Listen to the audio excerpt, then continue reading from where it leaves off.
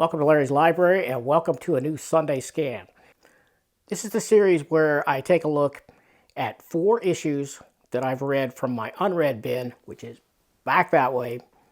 And as I make my way through them, I take notes and then I do some scans and I make a video of it and I bring it to you on the first Sunday of each month.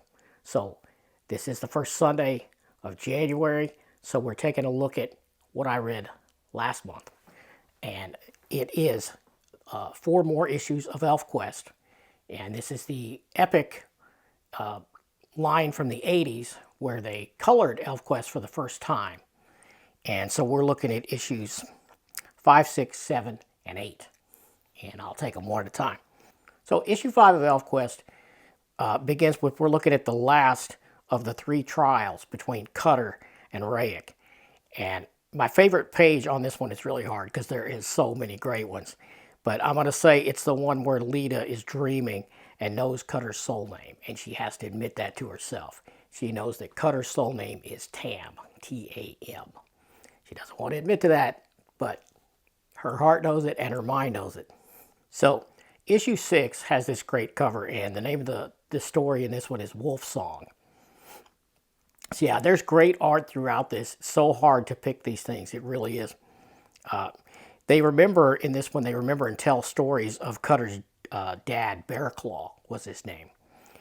We learn that Bearclaw died in a battle with this monster called Mad Coil. And as Cutter is telling this tale to the tribe, to his group, we see Bearclaw die and Cutter become chief.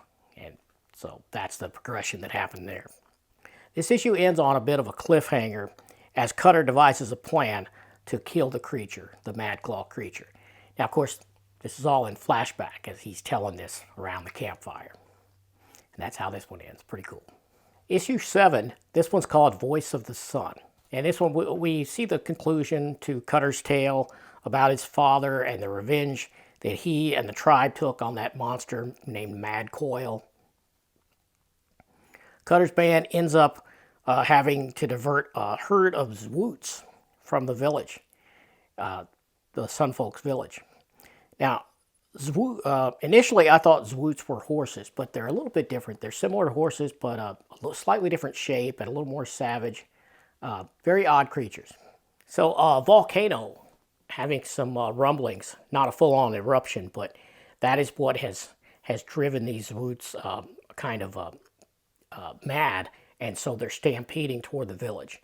And you know, in the past this has happened several times, and the Sunfolk always just hide in caves and let the creatures run through their village and wreck it. And Cutter's like, why would you do that? Let's just route them around the village. And they're like looking at him like he's crazy. And he devises a plan to do that in this issue, and that takes up the bulk of the issue. So my featured art on this one is the final page. Just stunning stuff. Just Wendy, Pini, and I'm not sure I'm pronouncing that right. I need to check into that. But her art is incredible, as I've went on before. Her inking, very delicate and super detailed. It's awesome. One thing of note on this particular issue, in the bullpen bulletins in it, we see the notice of the winners of the Marvel Comics tryout contest. And we see Mark Bagley's name there as he won that. And that's how Mark Bagley got his start at Marvel, was doing that tryout contest, and he won. Of course, later on, he went on to become a big name on Spider-Man, and then eventually Ultimate Spider-Man. So I thought that was pretty little neat bit of history in this one. And the last one I read last month was ElfQuest issue 8. And this one is called Soul Names, and so much happens in this. This thing is packed with stuff. It really is.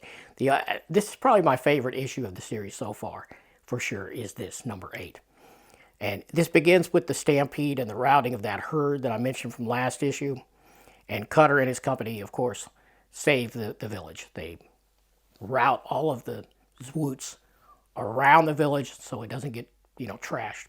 Also in this issue, one of the young elves, Dewshine, she gets hurt during the wrangling of that herd, and she almost dies. So Lita has to use her healing power to save her. And we also learn in that, we learn a lot of little tidbits of the lore and the world building of the ElfQuest universe here. And we learn that young elves are over 600 years old. So that is pretty wild. And Cutter and Lita finally give in to the recognition. And the recognition in ElfQuest lore is this force, this power that binds romantic love among the elves. And it involves them learning each other's true names, and they're bonded for life, and they become life mates. So that's what happens finally with Cutter and Lita. And Lita's been very resistant to this because she's very strong-willed, and she's seen it as sort of doing away with her free will. But she finally resolves that in her mind, and they are bonded for life in this issue. It's pretty cool. We're also, toward the end here, we're introduced to the concept of dreamberries, which apparently are hallucinogenic. And that was this bush, this plant that was grown in the forest that Cutter's tribe originally came from. And one of Cutter's band had actually brought some seeds or some berries from the original forest and brought them all across the desert and managed to regrow them in the Sunfolks village. So they seem to get stoned from these dreamberries toward the end of this issue. That was pretty amusing. But yeah, this is my favorite issue so far, for sure. Loved it. Hope you like taking a look at these. And if you like this, come back for more Sunday scans.